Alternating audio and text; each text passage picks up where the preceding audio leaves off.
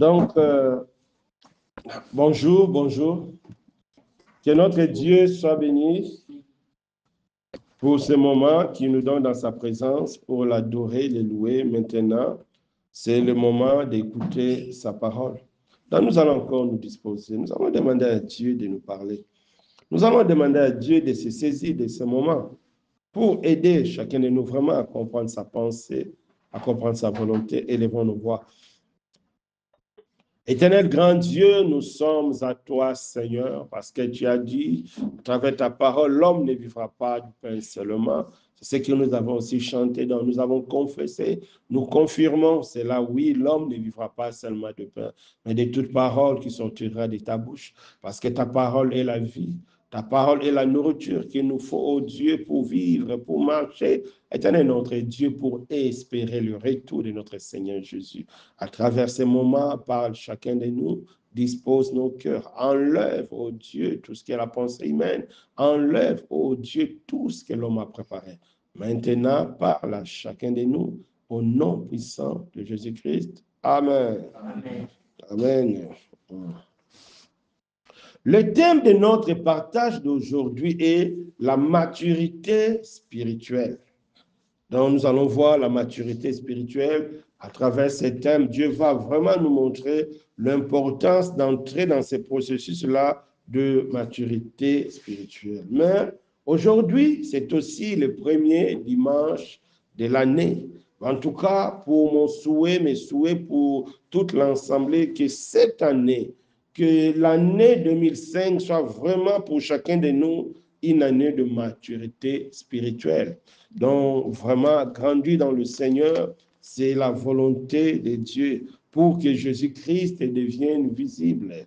Comme nous savons tous, la finalité de tout ce que nous faisons, c'est que Jésus-Christ devienne visible en nous. Et c'est à travers la maturité spirituelle que nous pouvons vraiment manifester la vie de Jésus. Vraiment que Dieu nous aide au nom de Jésus-Christ. Amen. Donc, comme je dis, la maturité spirituelle. Vous savez, mes bien-aimés, la maturité spirituelle, c'est vraiment une notion très importante parce que dans la foi chrétienne, lorsque Dieu commence quelque chose, Dieu ne s'arrête pas au milieu. Lorsque Dieu commence quelque chose, il va jusqu'à la fin. Dieu ne commence pas et puis il laisse, non. Lorsqu'il commence, parce qu'avant de commencer, Dieu prépare tout. Avant de commencer, Dieu tout met en œuvre. Et lorsqu'il commence une œuvre, lorsqu'il commence quelque chose, il arrive jusqu'à la fin. C'est ce que la Bible nous enseigne dans 1 Philippiens 1, verset 6. Si chacun de nous peut prendre sa Bible, 1 Philippiens. Bon, Philippiens 1, verset 6, pas 1 Philippiens. Philippiens 1, verset 6, qu'est-ce que la Bible nous dit? Philippiens 1, verset 6.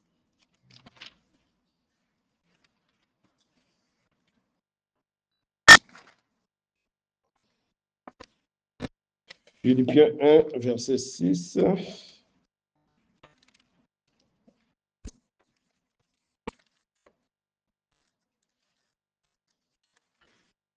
Philippiens 1, verset 6, on va lire. Je suis persuadé que celui qui a commencé en vous cette œuvre bonne la rendra parfaite pour les jours de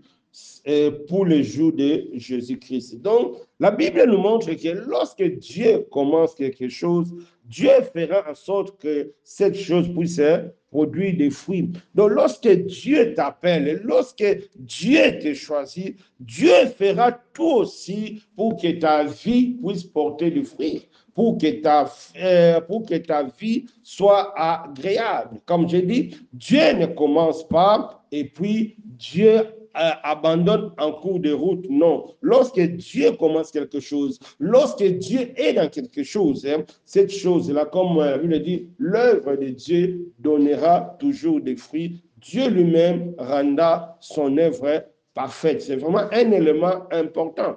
Donc, la maturité spirituelle, c'est un processus qui permet aux enfants de Dieu d'acquérir ou de recevoir la connaissance de Jésus-Christ à travers de sa parole pour devenir de plus en plus à son image. Donc la maturité, c'est un processus. Mais ce processus permet aux enfants de Dieu d'acquérir la connaissance nécessaire, la connaissance de la vérité, la connaissance de Jésus-Christ à travers de sa parole pour devenir de plus en plus comme Jésus, pour ressembler de plus en plus à Jésus. C'est ça. Donc la finalité d'être mature spirituellement, c'est manifester la vie de Jésus. C'est ça la finalité. L'œuvre de Dieu sur cette terre n'a que cet objectif-là, arriver à manifester la vie de Jésus. Tout ce que Dieu fait dans notre vie, c'est pour nous aider à la fin de manifester la vie de Jésus, de porter ce fruit-là qui est Jésus. C'est important. Donc, la maturité n'est pas liée au nombre des années passées dans le Seigneur, ni au niveau des responsabilités que nous avons. Non, beaucoup pensent que parce que ça fait longtemps que je suis dans une assemblée, parce que ça fait longtemps que je suis responsable, c'est que je suis mature spirituellement. Non, tu peux passer des années dans le Seigneur, tu peux être responsable, mais tu n'es pas mature dans le Seigneur. Tu es encore immature parce que la maturité spirituelle est liée à notre caractère et à notre comportement. Un chrétien mature, il manifeste sa maturité à travers de sa façon de vivre.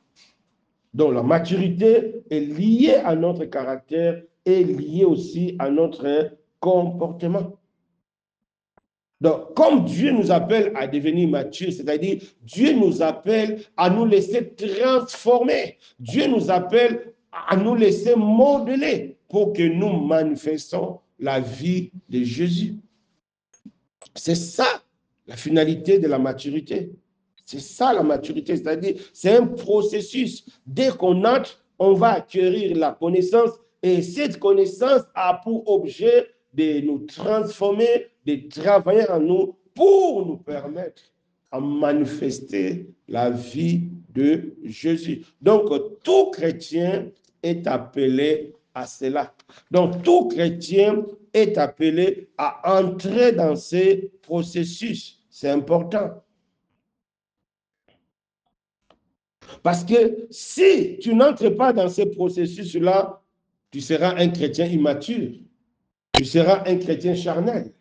Tu seras toujours un bébé spirituel. Tu vas devenir un sujet de scandale.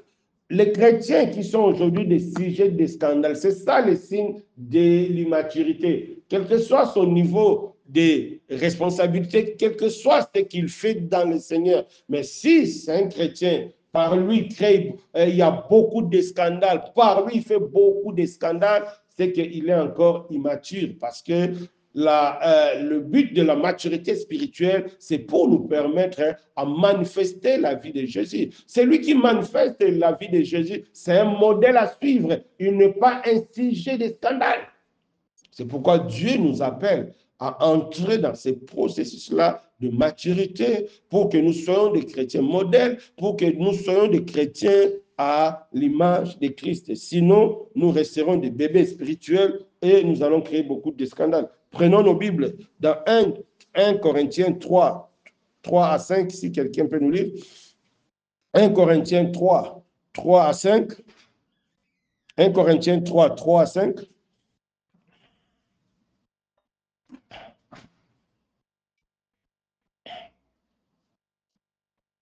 « 1 Corinthiens 3, 3 à 5. Quelqu'un peut nous lire? En effet, puisqu'il y a parmi vous de la jalousie et des disputes, n'êtes-vous pas charnels et ne marchez-vous pas selon l'homme? Quand l'un dit, moi je suis de Paul, et un autre, moi d'Apollos, n'êtes-vous pas des hommes? Qu'est-ce donc qu'Apollos et qu'est-ce Paul? Des serviteurs par le moyen desquels vous avez cru, selon que le Seigneur l'a donné à chacun. Oui, donc, ce passage nous montre un aspect des chrétiens immatures. Ça, c'est l'église de Corinthe. Bien que c'est une église qui avait tous les dons spirituels, mais une partie était restée encore charnelle, une partie était restée encore immature. Comment cette immaturité se manifestait? Comment ce côté charnel se manifestait? Il y avait des disputes, il y avait des divisions, il y avait des jalousies. C'est ça. C'est pourquoi nous devons chercher à entrer dans ce processus-là de la maturité spirituelle pour ne pas être des bébés spirituels, pour que ces choses-là ne puissent pas se retrouver en nous, pour que nous puissions manifester une vie agréable à Dieu. Dieu ne veut pas que parmi nous, qu'on puisse être des chrétiens charnels, qui puissent avoir des jalousies parmi nous, des divisions, des disputes. Dieu ne veut pas. Même dans vos maisons, dans vos écoles, partout où nous serons, Dieu ne veut pas que nous soyons des sujets des scandales. Dieu ne veut pas que nous soyons des chrétiens immatures qui vont commencer à causer des divisions, des disputes, des jalousies. Non. C'est pourquoi Dieu nous appelle à entrer dans ce processus de la maturité spirituelle pour que nous devenions agréables à lui et que nous manifestions la vie de Jésus, l'image de Jésus. C'est vraiment important.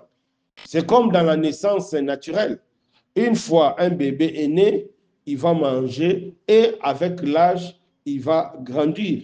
De plus en plus, il va grandir dans le raisonnement. Il sera un homme responsable, réfléchi. C'est ça. Parce qu'il y a un processus. Il était bébé, il faisait n'importe quoi, mais au fur et à mesure que l'État avance, le bébé se transforme en un homme adulte, le bébé se transforme en un homme responsable, le bébé se transforme en un homme utile dans la société. Les savants, les ingénieurs que nous avons aujourd'hui, ils ne sont pas nés ingénieurs, mais ils sont nés bébés comme tout le monde, mais à force donc de grandir, ils ont acquis des connaissances et aujourd'hui ils sont devenus utiles. C'est pareil dans la vie spirituelle. Lorsque nous sommes nés de nouveau, nous sommes à la nouvelle naissance, nous sommes des bébés spirituels. Mais Dieu ne nous appelle pas à rester là, bébés spirituels. Dieu nous appelle à grandir. Dieu nous appelle à croître dans la connaissance. On a passé tout un séminaire ici, c'est-à-dire Dieu nous appelle à grandir. Dieu nous appelle à aller encore plus loin dans la connaissance de Jésus. Et c'est cette connaissance de Jésus, au fur et à mesure que nous allons chercher la connaissance de Jésus, au fur et à mesure aussi, notre vie sera transformé parce que c'est la connaissance de Jésus qui nous transforme. C'est la connaissance de Jésus qui nous fait entrer dans ces processus d'en dire chaque jour, on va commencer à grandir petit à petit jusqu'à manifester la vie de Jésus. C'est ça la finalité de la vie chrétienne. Mon frère, ma soeur, si chaque dimanche tu es là, si chaque jour tu pries, si tu as la Bible, sache-le que si Dieu a permis cela pour toi, c'est pour t'aider, c'est pour t'accompagner à ce processus de la maturité jusqu'à manifester la vie de Jésus.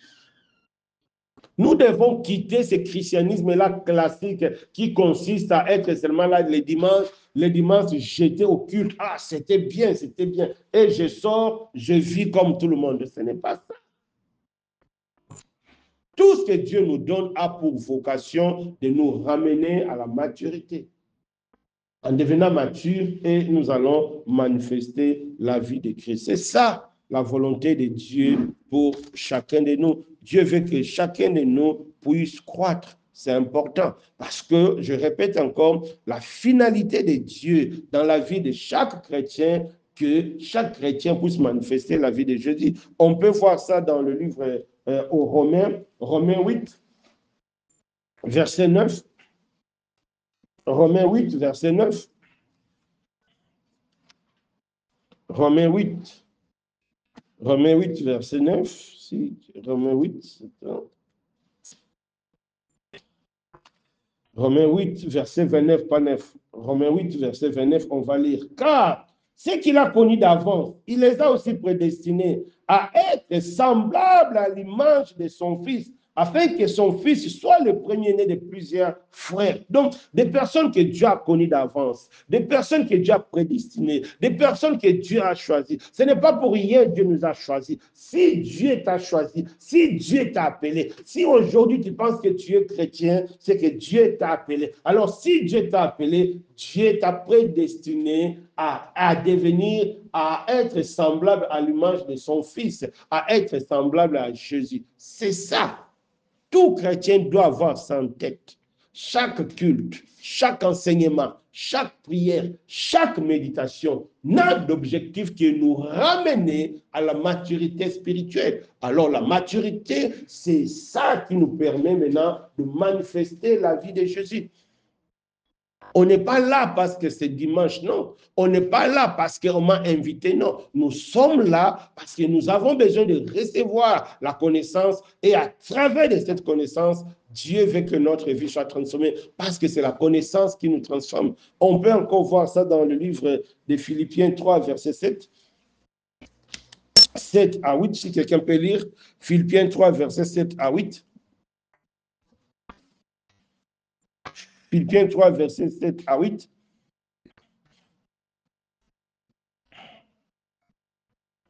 Quelqu'un peut lire? Philippiens 3, verset 7 à 8. Mais ces choses qui étaient pour moi des gains, je les ai regardées comme une perte à cause du Christ. Et même, je regarde toutes choses comme une perte à cause de l'excellence de la connaissance de Jésus-Christ, mon Seigneur, pour lequel j'ai renoncé à tout. Et je les regarde comme de la boue afin de gagner Christ. C'est-à-dire, Paul, il prend l'exemple de sa vie. Avant de devenir chrétien, il était un religieux, un pharisien zélé. Mais il a compris qu'à cause de la connaissance de Christ, maintenant il voit tout ça, c'est de la boue, c'est de la poubelle. Donc la connaissance de Christ est là pour nous transformer, pour changer notre perception des choses, pour changer notre attendement, notre façon de se comporter, pour nous ramener à son image. C'est pourquoi Paul a dit, soyez mes imitateurs comme moi je le suis de Christ. Donc, c'est-à-dire, lui-même, il a été transformé, lui-même, il faisait, c'est-à-dire, chaque jour, l'effort à travers l'enseignement pour devenir à l'image de Christ. C'est pourquoi aujourd'hui, nous prenons Paul comme modèle, parce qu'il est arrivé à cela. Il a dit, j'ai combattu le bon combat de la foi jusqu'à la fin de sa vie. Il a gardé sa foi fermement parce qu'il était aussi dans ces processus-là de la maturité. Chaque jour, il cherchait à connaître Christ. C'est important, mes bien-aimés, dans le Seigneur. C'est lui qui veut plaire à Dieu. C'est lui qui veut être un chrétien modèle. C'est lui qui veut être un bon serviteur ou bien une bonne servante, doit accepter d'entrer dans le processus de la maturité spirituelle. Parce que si tu n'entres pas dans ce processus, tu ne seras pas agréable à Dieu. Si tu n'entres pas dans ce processus, tu seras charnel. Tu vas rester toujours bébé spirituel. Quel que soit le nombre d'années que tu as fait, tu as dit que non, moi je suis né de nouveau il y a 10 ans, 15 ans. Ça ne veut rien dire. C'est celui qui a la connaissance de Jésus qui sera transformé. Ce n'est pas celui qui a passé 10 ans dans une assemblée. Non, non, non. Ce n'est pas celui qui est pasteur. Non. Aujourd'hui, nous voyons comment il y a des scandales partout, surtout dans des églises dites de réveil, ces églises-là évangéliques. Nous voyons des scandales, des scandales. C'est un signe qu'il n'y a pas la maturité. C'est un signe qu'ils n'ont pas la vision de devenir comme Jésus. D'où il y a tous ces erreurs-là. Donc, celui qui entre dans le processus de la maturité spirituelle, il est celui qui a une vision claire. C'est à devenir comme Jésus. C'est ça l'objectif de la maturité. C'est ça la volonté de Dieu. Donc, Dieu nous a appelés pour que nous devenions à l'image de son Fils. Donc, mon frère, ma soeur, pour 2028 et 2025, acceptons d'entrer dans ces processus-là de la maturité spirituelle. Alors, une question se pose maintenant. comment entrer dans ces processus de la maturité spirituelle, comment faire pour devenir mature spirituellement. La première des choses, c'est la nouvelle naissance. C'est très important. Sans la nouvelle naissance, tu n'es pas chrétien. Sans la nouvelle naissance, tu n'es pas dans le corps du Christ. Donc, celui qui n'est pas dans le corps du Christ ne peut pas prétendre devenir comme Christ, non. Celui qui n'est pas chrétien ne peut pas prétendre devenir mature, non. Parce que la maturité spirituelle n'est réservée qu'aux personnes qui sont nées de nouveau. Parce que c'est à travers la nouvelle naissance que Dieu nous équipe, Dieu nous dispose pour que nous devenions comme Jésus. C'est lui qui n'est pas né de nouveau. Quelle que soit sa bonne moralité, il ne pourra jamais manifester l'image de Jésus. Il peut être bon, il peut avoir une bonne moralité, mais il ne peut pas marcher dans la sanctification. Parce qu'il y a une différence entre la sanctification et la bonne moralité. La bonne moralité, ça dépend de nous, ça dépend de notre caractère, mais la sanctification est liée à la vie de Jésus, parce que ce n'est pas Christ que nous sommes sanctifiés, ce n'est pas Christ que nous devenons saints devant Dieu. Donc la nouvelle naissance, c'est la première condition. Il faut que chacun de nous se pose cette question. Est-ce que moi, je suis vraiment né de nouveau? Parce que si tu n'es pas né de nouveau, quel que soit ce que tu es, si tu n'es pas né de nouveau, quel que soit ce que tu fais, tu n'es pas enfant de Dieu, tu n'es pas chrétien et tu ne peux pas prétendre grandir dans le Seigneur. Non, tu peux avoir la bonne moralité, mais un jour, tu finiras toujours par retourner dans le monde. Pourquoi? Parce que tu n'es pas enfant de Dieu. Un loup, même s'il fait semblant dans une bergerie, un jour, il finira toujours par dévorer les brebis parce que c'est sa nature. Donc, c'est la nouvelle naissance qui change notre nature, qui nous donne la nature de Dieu, qui nous donne une nature capable d'évoluer, qui nous donne une nature capable maintenant de subir des changements à l'image de Christ. Donc, celui qui n'est pas né de nouveau ne peut pas devenir mature spirituellement. Celui qui n'est pas né de nouveau ne peut pas devenir à l'image de Christ. Mon frère, ma soeur, c'est la première condition pour entrer dans ce processus de la maturité spirituelle. Nous devons d'abord être nés de nouveau. Sans la nouvelle naissance, ça ne marche pas. Un jour, on va retourner dans le monde. Il y a quelques mois, l'un de mes responsables, la personne, était mon responsable dans la cellule ici. Mais il y a quelques mois, il était mort. Mais il est mort musulman. Vous imaginez? Celui qui était notre responsable dans la cellule, dans une assemblée, mais à la fin de sa vie, il est mort musulman. Et par là, on comprend que même si lorsqu'il était parmi nous, il n'était pas né de nouveau. Mais à force de côtoyer des chrétiens, on peut adopter une semblance de vie chrétienne, mais un jour, on finira par retrouver notre vraie nature. C'est pourquoi nous devons d'abord passer par la nouvelle naissance. C'est ça la première condition. Et une fois on est né de nouveau, la deuxième chose à faire, nous devons avoir un objectif clair dans la tête. C'est très important. Lorsqu'on est chrétien, on n'est pas chrétien pour le mariage. On n'est pas chrétien pour la bénédiction.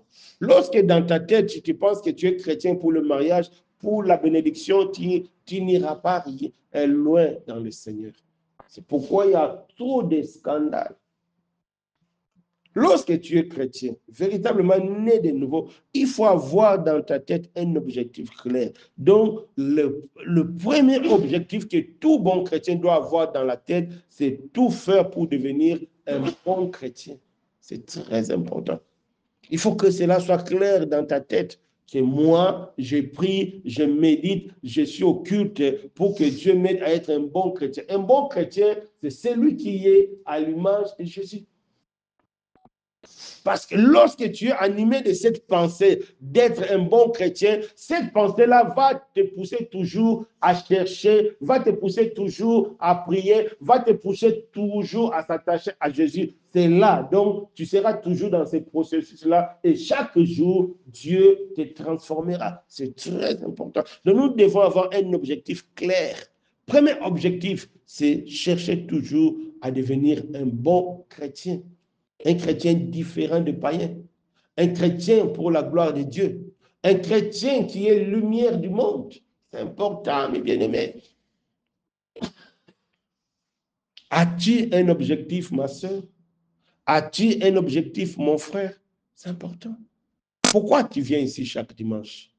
Pourquoi tu te dis que moi, je suis membre d'une assemblée?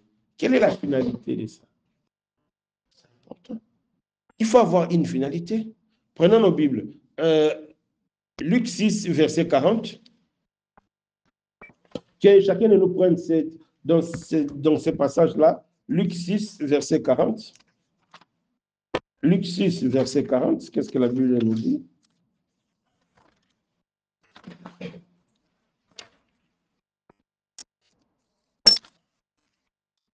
Luc 6, verset 40.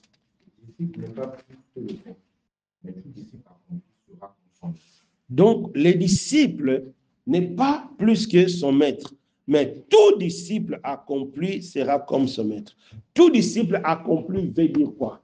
Tout disciple accompli veut dire tout disciple formé, tout disciple enseigné, tout disciple encadré. C'est-à-dire tout ce que l'Assemblée fait, tout ce que nous recevons dans l'Assemblée n'a pour objectif que de nous aider à devenir comme Jésus. C'est ça, être un bon chrétien.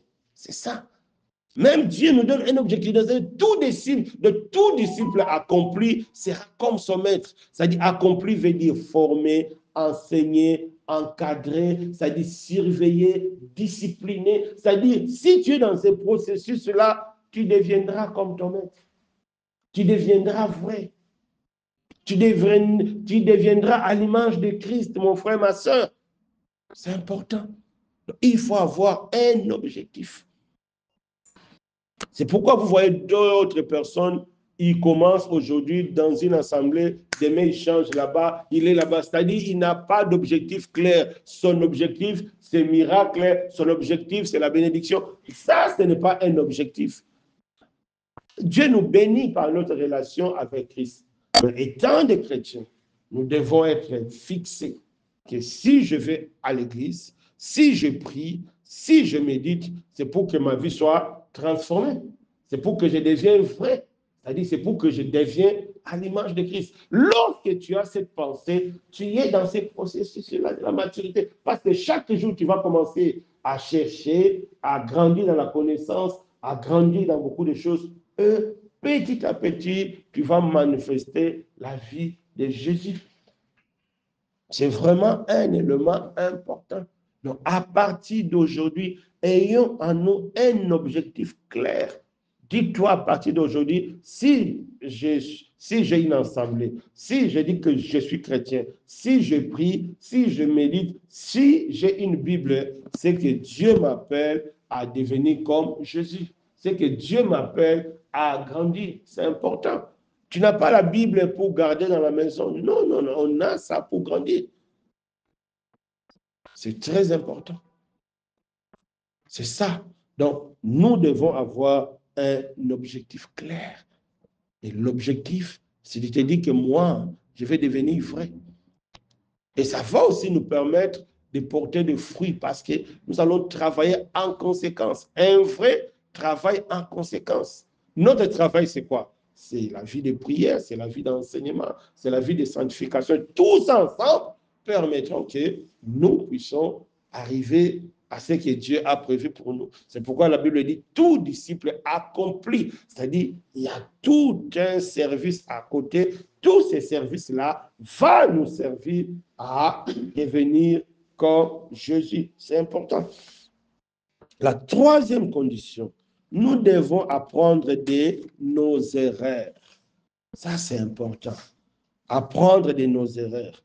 Apprendre de nos erreurs, c'est une démarche essentielle pour devenir un chrétien mature dans le Seigneur? Vous savez, beaucoup de chrétiens sont découragés, d'autres même ont abandonné leurs ensemblants, ont même abandonné leur vie de prière à cause d'un péché, à cause d'une erreur.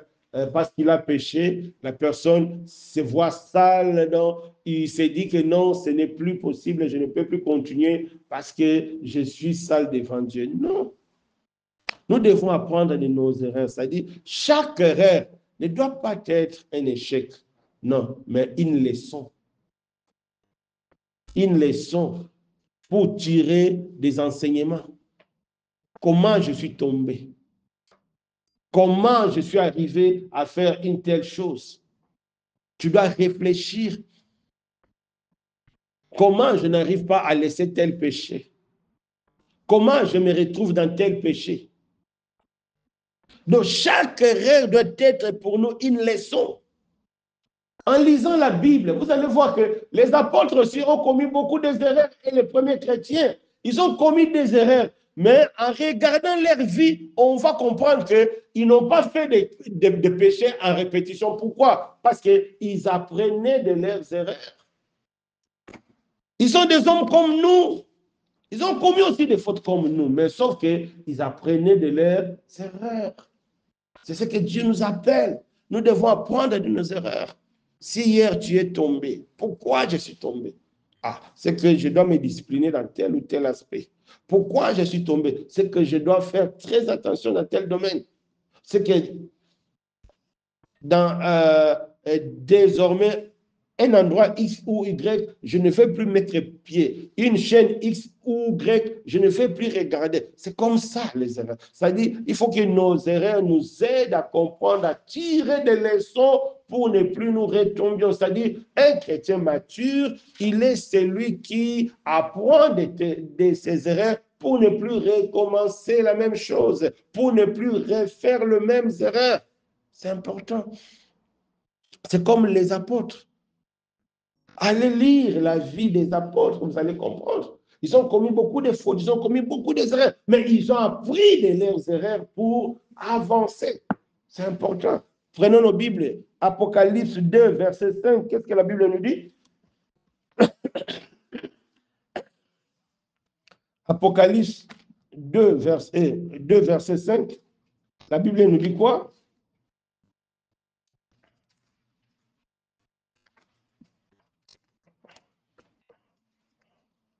Souviens-toi donc où tu es tombé et prends-toi et pratique tes premières œuvres. Sinon, je viendrai à toi et j'ôterai ton chandelier de sa place à moins que tu ne le rencontres. Mais bien aimé, est-ce que vous avez compris ce que la Bible dit? Louvnes, tu as compris? Qu'est-ce que la Bible dit? La Bible dit que nous devons nous souvenir de nos péchés, ce que j'ai compris. Nous devons nous souvenir de nos péchés. Ne pas vraiment souvenir de nos péchés, il faut bien. C'est vrai, mais lis ce qui est écrit, c'est important. Souviens-toi donc où tu es tombé, prends-toi et pratique tes premières œuvres. Sinon, je viendrai à toi et j'ôterai ton chandelier de sa place, à moins que tu ne te rencontres. Oui, qu'est-ce qu'il a compris? C'est-à-dire, qu'est-ce que Dieu veut te dire?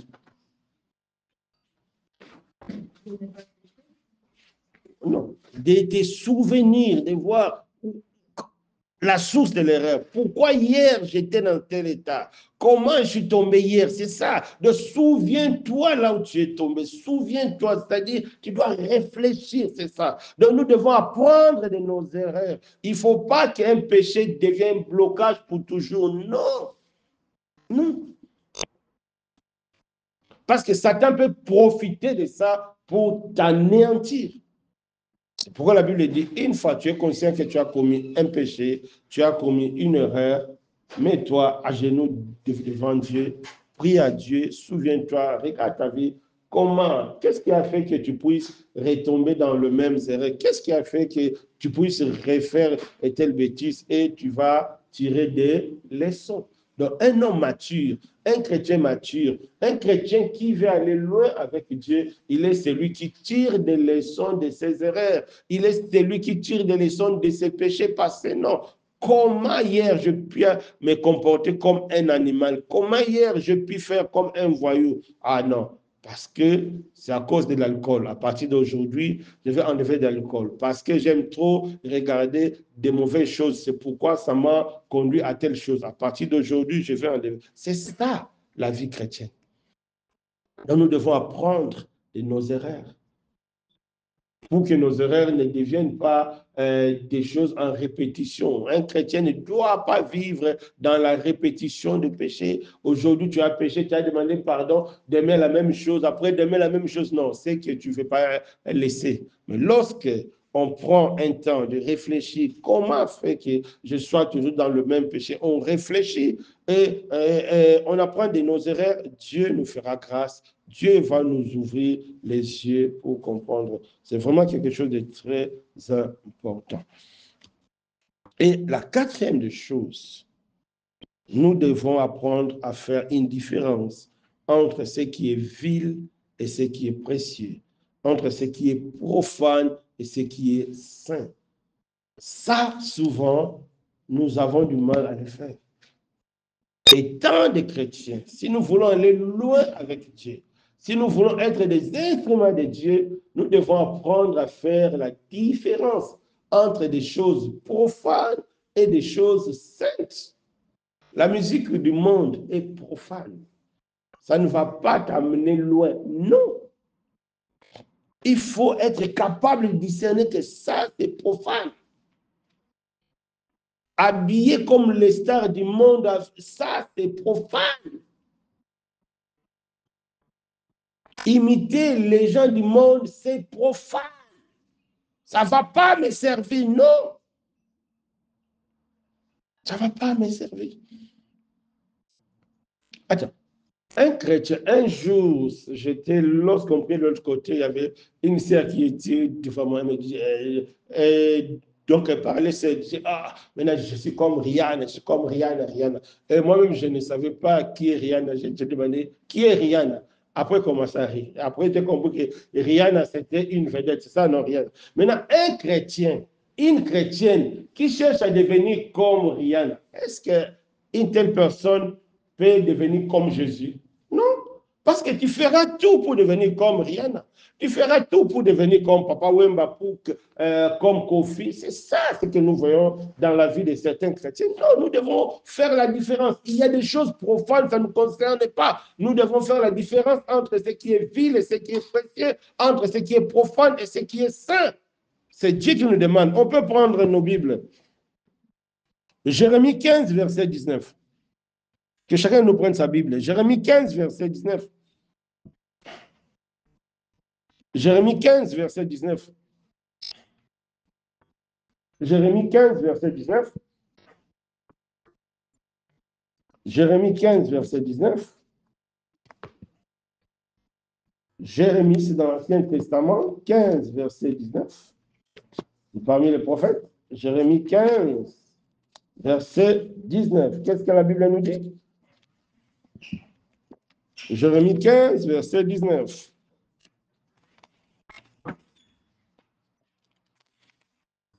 Jérémie 15, verset 19. C'est pourquoi, ainsi parle l'Éternel, si tu t'attaches à moi, je te répondrai. Si tu te tiendras devant moi, et non, et tu te tiendras devant moi. Si tu sépares ce qui est précieux de ce qui est vil, tu seras comme ma bouche. C'est à eux de revenir à toi, mais ce n'est pas à toi de retourner vers eux. Donc, ici, Dieu parle à Jérémie. Qu'est-ce qu'il a dit à Jérémie? Si tu sais séparer, si tu sépares ce qui est précieux de ce qui est vil, tu seras ma bouche, tu seras mon instrument, tu seras mon serviteur, tu seras ma servante. Mais comment tu peux servir Dieu? Comment tu veux être une bonne chrétienne? Comment tu veux être la lumière du monde? Comment tu veux être un bon prédicateur? Mais si tu ne sais pas faire la différence entre ce qui est précieux et ce qui est vil. Ce qui est vil, c'est ce qui est du monde. Ce qui est vil, c'est ce qui est charnel. Ce qui est vil, c'est ce qui attire la gloire de ce monde. Nous devons faire très attention. Ce qui est précieux, ce qui est saint, c'est ce qui nous rapproche de Dieu. C'est ce qui nous aide à connaître Jésus et à devenir comme Jésus. Donc nous devons faire la différence. C'est très important, mes bien-aimés.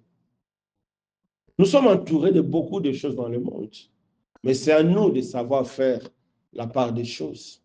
C'est à nous de savoir faire la différence. Je vous ai déjà dit, un chrétien qui part acheter des choses parce que c'est la mode, non, c'est vil, c'est profane. Tu achètes des choses parce que ça te plaît, oui. Même si ça coûte des millions, parce que ça te plaît. Mais tu ne vas pas acheter parce que tu as vu X à porter, parce que c'est maintenant à la mode. Non, c'est ça ce qui est vil. Là, Dieu ne va pas nous utiliser parce que nous sommes charnels. Dieu a dit à Jérémie, tu veux être ma bouche, tu veux être mon serviteur, fais la part des choses entre ce qui est vil et ce qui est précieux. Ce qui est profane et ce qui est saint. Nous sommes saints en Christ et Jésus. Notre vie doit être différente de païens en toutes choses. Donc tout ce qui est profane ne doit plus faire partie de notre vie. Ce qui est profane, ce qui est du monde. En tout point de vue, tout ce qui est profane ne doit pas faire partie de nous parce que c'est profane. Comment Dieu peut t'utiliser? C'est important. Vous savez, un jour, j'étais parti évangéliser avec un frère. Ça fait des années. On est arrivé quelque part. La personne qui nous a reçus chez lui, la personne a dit, frère Alain, toi tu me parles, mais l'autre frère là ne me parle pas. Pourquoi? Parce qu'il s'est retrouvé avec l'autre frère, donc il s'est retrouvé avec l'autre frère dans des soirées, dans des fêtes mondaines. Le frère était là. Alors, comment une telle personne, Dieu peut l'utiliser? Il dit que non, non, non, toi tu me parles, mais pas l'autre.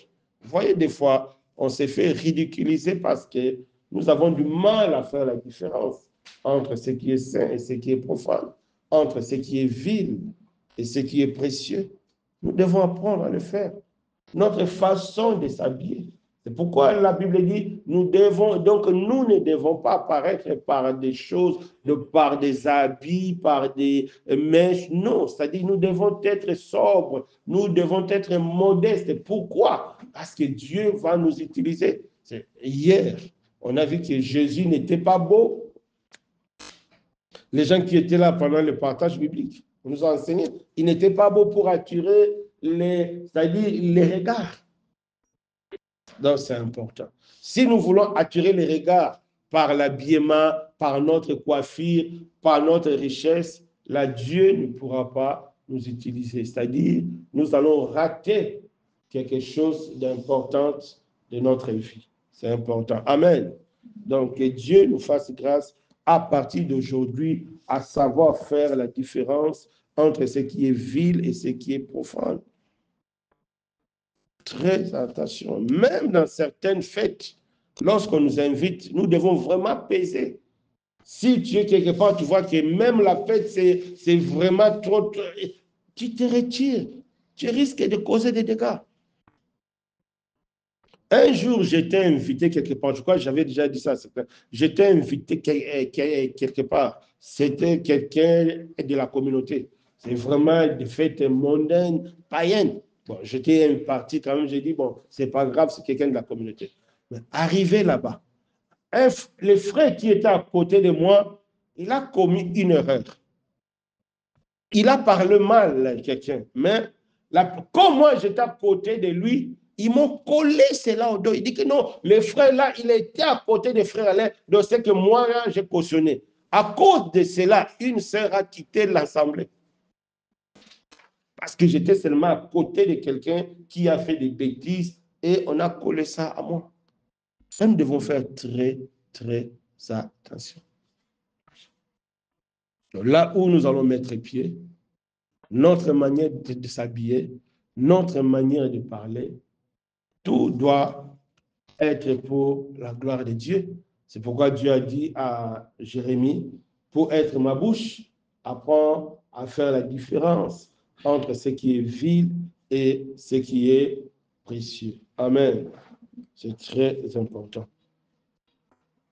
Ce qui est vil, ce qui est précieux, c'est aussi à être clair. Mal, c'est mal, bien, c'est bien. Ésaïe 5, verset 20, la Bible dit, malheur à celui qui appelle mal bien, bien mal. Aujourd'hui, malheureusement, beaucoup de personnes appellent mal bien, bien mal.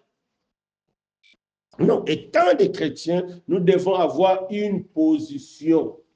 Le mal est mal, le bien est bien, le péché est péché. Nous ne devons pas avoir des ambiguïtés, non, nous ne devons pas être des caméléons, on change de couleur en fonction des temps et des circonstances. Non, un chrétien doit être clair.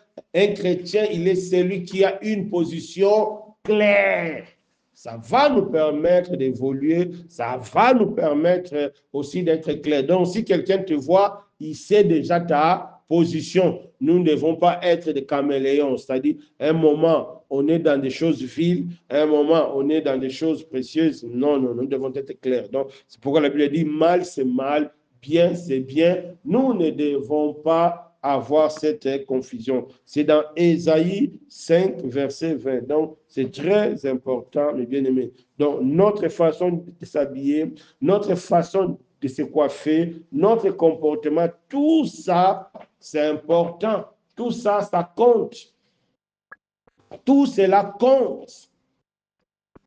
Que Dieu nous fasse grâce.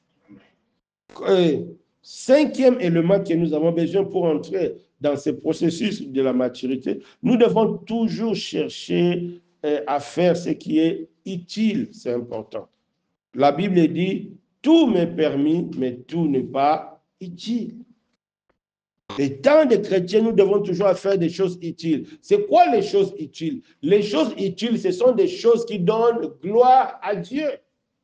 C'est important. Donc, nous devons tout faire.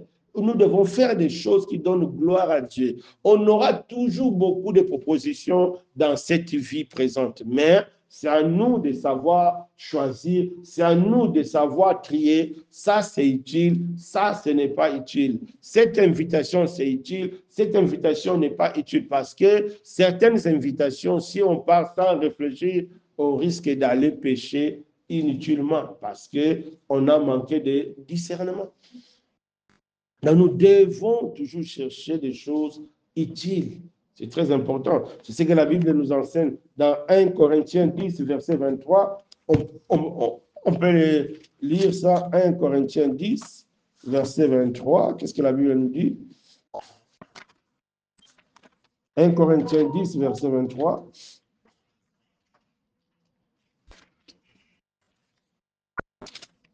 Un Corinthiens 10, tout m'est permis, mais tout n'est pas utile. Tout m'est permis, mais tout n'édifie pas. En Christ, nous sommes libres, mais nous ne devons pas faire de cette liberté un libertinage. Donc, nous devons trier des choses. Tu es libre, mais attention, dans cette liberté, Dieu t'appelle de faire que des choses utiles, des choses qui édifient. C'est important. Sinon, on va faire des choses bizarres, très bizarres. Dans nos Facebook, dans nos WhatsApp, dans nos statuts, nous devons faire très attention. Postons des choses utiles, pas des choses inutiles. Ça peut être pour nous une occasion de chute. C'est important. Comme je crois hier, j'ai vu une sœur qu'on parle bien. Elle a fait dans son statut une image de quelqu'un qui est dans la toilette. Non, j'ai écrit, sœur, ça c'est indécent. Heureusement, elle a dit d'accord, bon, j'espère qu'elle a enlevé ça. Non, c'est-à-dire, étant des chrétiens, Nous devons savoir poster. Il y a des choses qu'on ne doit pas poster parce que ça n'édifie pas, ce n'est pas utile. Ça n'édifie pas. Nous sommes là pour l'édification. Et toujours dans cette pensée-là, tout est utile, tout m'est permis et tout n'est pas utile. Dans verset 32, qu'est-ce que la Bible dit? Ne soyons un scandale ni aux Grecs, ni aux Juifs, ni à l'Église ni à l'Église de Dieu. De la même manière que moi aussi, je m'efforce en toutes choses de complaire à tous, cherchant non mon avantage, mais celui du plus grand nombre, afin qu'ils soient sauvés. Pourquoi Paul dit que non, tout n'est pas, tout m'est permis, mais tout n'est pas utile? Parce que Paul savait que dans ce monde-là, il y a des choses. Peut-être au départ, ce n'est pas péché, mais ça peut scandaliser certaines choses. Il dit non, nous devons faire très attention. Nous ne devons pas être un scandale aux païens, non. Nos statuts, nous devons savoir poster. Des statuts qui n'édifient pas. À quoi ça va te servir? Parce que toi, tu es chrétien. Tout est lié à notre image. Tout est lié à notre identité. Ton WhatsApp est lié à ton identité. Ton Facebook, tout ce que tu fais, ta chambre, ta maison est lié à ton identité chrétienne. C'est important de savoir. Donc, tout ce que tu fais qui n'honore pas Dieu, tout ce que tu fais qui peut être un scandale, ça va retourner contre nous. Donc, celui qui va entrer dans ce processus-là de la maturité spirituelle doit vraiment savoir faire part des choses. Nous devons toujours chercher à faire des choses utiles. Pourquoi? Parce qu'à travers de nous, Dieu veut sauver les autres. À travers de nous, Dieu veut annoncer l'évangile. Alors, pour que nous ne soyons pas un scandale, pour que nous soyons acceptés dans certains milieux, nous devons savoir se comporter, nous devons savoir faire la part des choses, ne pas créer des sujets, des scandales.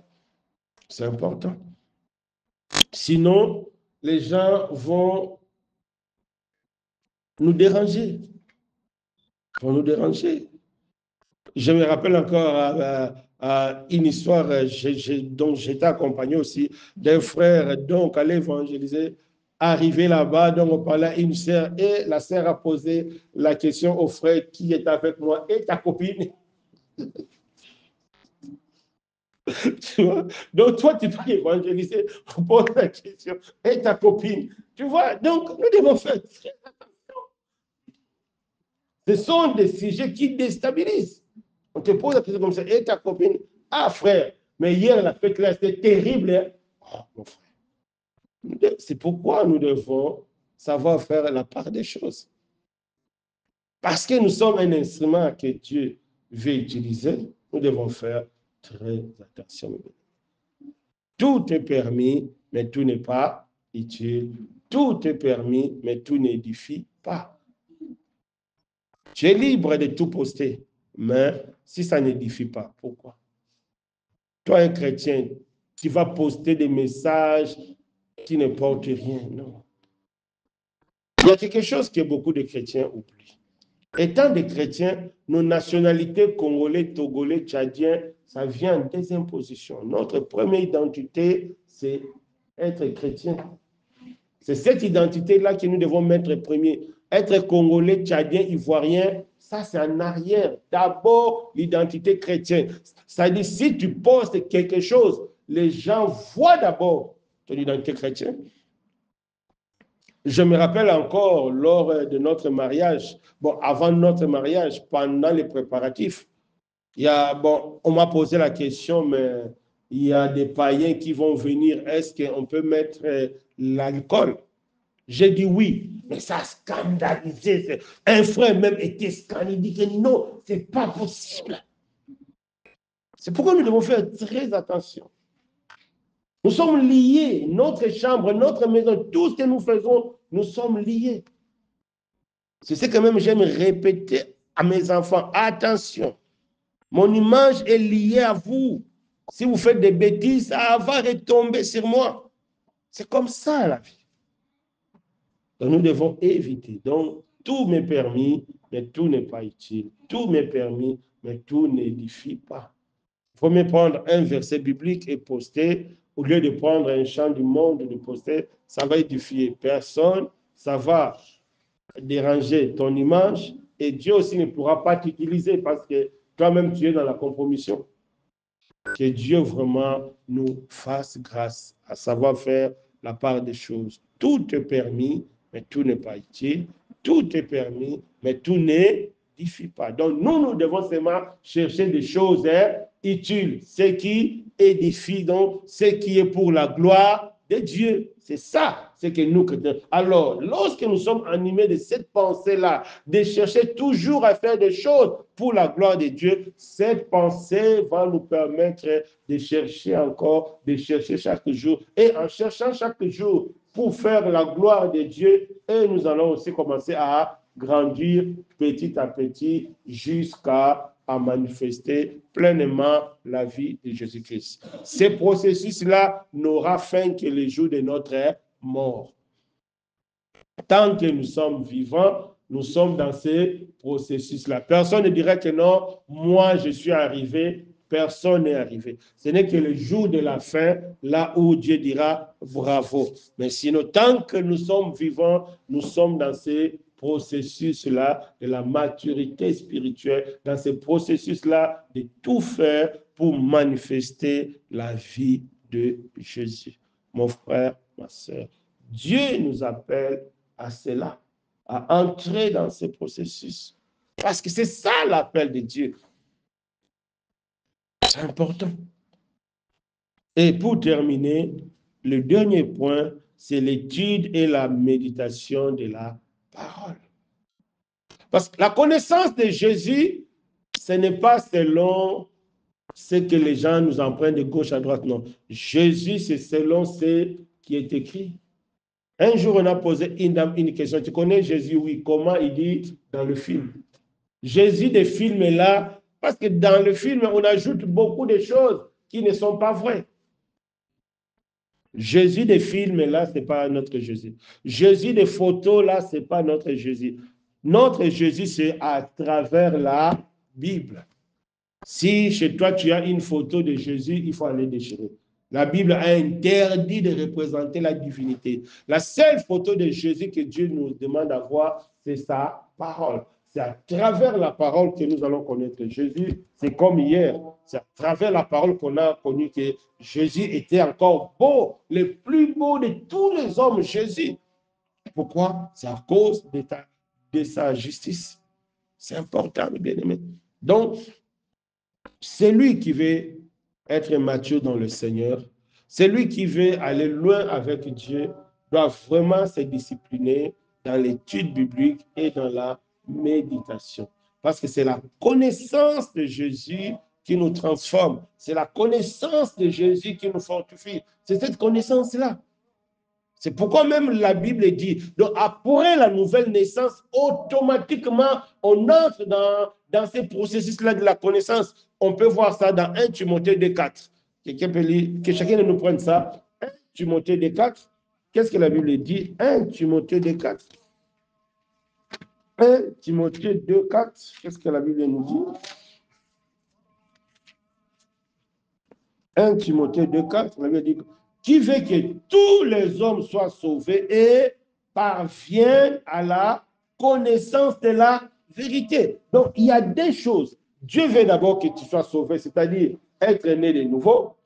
Une fois que tu es né de nouveau, il faut passer à la deuxième étape qui est la recherche de la connaissance, mais pas n'importe quelle connaissance, la connaissance de la vérité, c'est-à-dire la connaissance biblique. Pas la connaissance des témoignages, pas la connaissance des rêves, mais la connaissance biblique, la connaissance de ce qui est écrit. Tu ne peux pas connaître Jésus en dehors de ce qui est écrit. Non, ce n'est pas possible. C'est pourquoi Paul a dit, à cause de l'excellence de la connaissance de Christ, que Paul a compris que son passé était vraiment une erreur. C'est la connaissance des Écritures qui nous permettra de savoir que non, notre passé, c'était vraiment une erreur, que maintenant, je suis dans la bonne voie.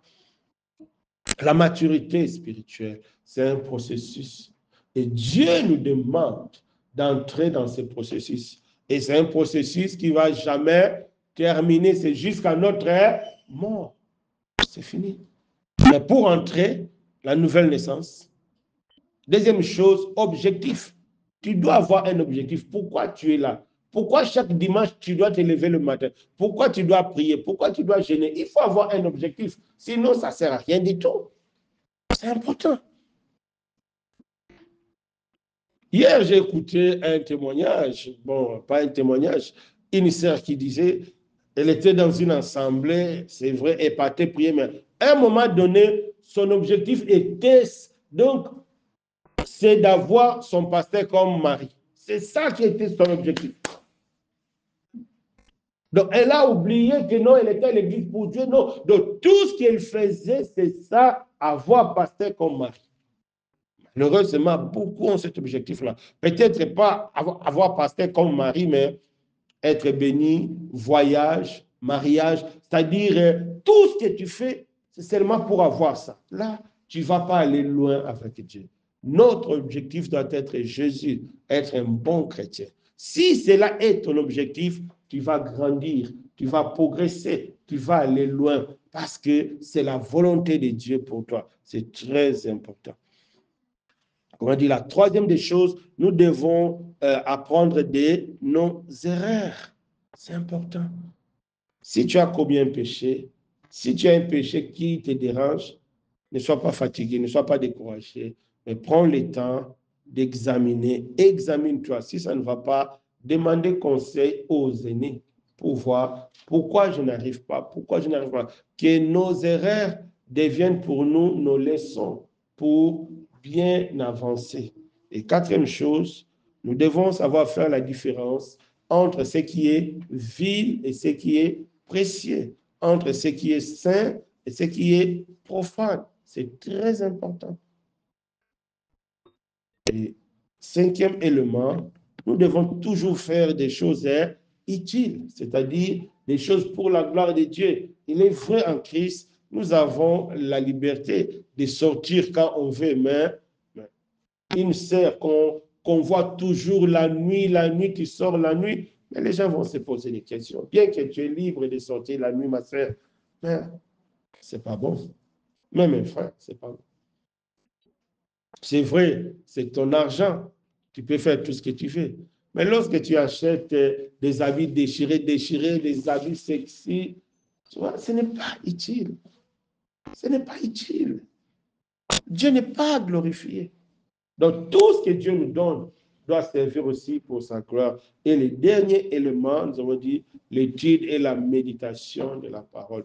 Tout chrétien doit avoir une Bible, tout chrétien doit avoir un programme de la méditation, tout chrétien doit avoir un programme d'étudier la Bible. C'est très important. Nous devons étudier la Bible pour comprendre. C'est important.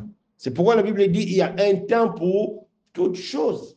Il y a un temps pour travailler, il y a un temps pour se reposer, mais il y a aussi un temps pour apprendre, pour étudier la Bible.